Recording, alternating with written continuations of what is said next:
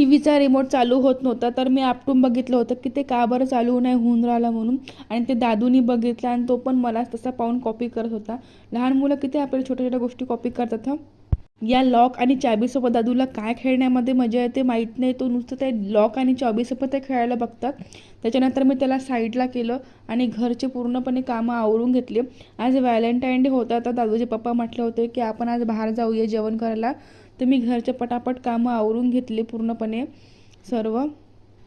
दादू आजकाल पप्पा म्हणणं शिकला आहे, तर तो दिवसभर पप्पाचाच राडा लावतो. नुसता पप्पा पप्पाच करत राहतो. तुम्ही बघा हा किती क्यूट तो म्हणून राहिला. पापा पापा. त्याच्यानंतर आम्ही सायंकाळी बाहेर जाण्याची तयारी केली अशी. आणि असं साधं सिंपल आम्ही जेवण केलं. आणि तिथे जेवण केल्यानंतर तिथे खेळण्यासाठी काही असे झुले वगैरे होते. दादू असा घसरपट्टीमध्ये झुलत होता, त्याला खूप जास्त मजा येत होती खेळण्यासाठी. चला मग भेटूया नेक्स्ट ब्लॉगमध्ये.